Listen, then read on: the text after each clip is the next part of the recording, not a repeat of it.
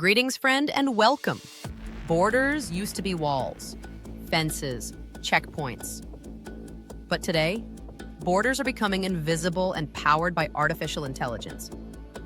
From facial recognition at airports to biometric scans at refugee camps, AI is reshaping how we regulate movement, define identity, and control who belongs and who doesn't. This is how AI is becoming the new border, and it's happening all around the world. Let's start with the big shift. Governments everywhere, from the US to the EU to Kenya, are building smart borders using AI-powered surveillance systems. We're talking about facial recognition at customs, behavior prediction algorithms, drones with thermal imaging, AI lie detectors at immigration desks, and massive biometric databases. The idea is to use automation to manage security, migration, and identity faster and more objectively. But when borders become algorithms, who writes the rules? Let's talk about the US, the easiest country to legally immigrate to. In July 2025, the US passed a sweeping bill known as the One Big Beautiful Bill. Behind the name? Over $6 billion in funding for border surveillance and tech infrastructure. This includes AI-equipped watchtowers, real-time face scanning, automated license plate tracking, and Palantir's new Immigration OS platform. This system will integrate data from CBP, ICE, local law enforcement, and even social media to flag suspicious individuals before they cross a line. But what counts as suspicious? And who gets to decide? Palantir isn't just working with the US. They've been awarded contracts for similar systems in the UK, Australia, and multiple EU nations. Their systems don't just watch borders, they predict behavior. They assess risk profiles. They generate heat maps of potential border threats. That's right, immigration enforcement is now running on predictive analytics, which sounds efficient until someone's risk score gets them detained based on a pattern in a data set. Now jump to Europe.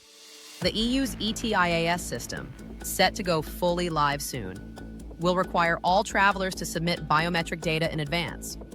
It runs your info through dozens of databases to decide algorithmically if you can enter. Meanwhile, AI-powered drones monitor the Mediterranean for irregular migration. Greece, Italy, and Spain use border bots to scan refugee camps for facial matches and track movement patterns. The European border has become less of a line on a map and more of a digital filter. Let's shift to East Africa. In Kenya, the Dadaab refugee complex, home to over 200,000 displaced people, has become a test bed for biometric surveillance. UNHCR, in partnership with tech firms, introduced iris scans and facial recognition to track aid delivery. While it reduced fraud, it also created dependency. Those without clean data entries risk being denied food, housing, or medical care. One lost scan, one algorithmic error, and you could disappear from the system entirely.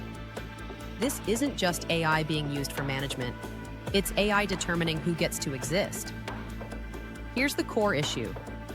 AI doesn't just manage borders, it starts redefining identity. When your passport is your face, your gait, your behavior score, your existence becomes data. And that data is owned, processed, and judged by governments and corporations you may never see. What happens when a refugee is denied entry because of a false positive? Or a visa is rejected by an AI that can't explain its logic? Borders are no longer places, they're systems, constantly running in the background. There's almost no transparency here. Few laws protect biometric privacy at borders. And consent? That doesn't exist in an immigration line. You can't say no to a face scan when that scan determines your access to safety. This is algorithmic control without choice. And once collected, this data is not deleted. It feeds into international intelligence networks, private data brokers, and machine learning models that evolve over time. You're not crossing borders anymore. Borders are crossing you. But this future isn't inevitable. Activists across the globe are fighting back. In the US, immigrant rights groups are suing ICE over facial recognition abuses. In the EU, watchdogs are demanding algorithmic transparency laws. In Africa, data sovereignty movements are growing louder, demanding that AI development respect local control and consent. The systems are powerful but not unchangeable. AI is becoming the new border, not just between nations, but between inclusion and exclusion, between visibility and erasure. The question now isn't whether AI will shape how we move. It's whether we'll have any say in how it does. Because behind every camera, every algorithm, and every biometric checkpoint is a choice about what kind of world we're building and who gets to move through it. This is Micah Sai, and you're watching the Singularity Hub. Subscribe for more.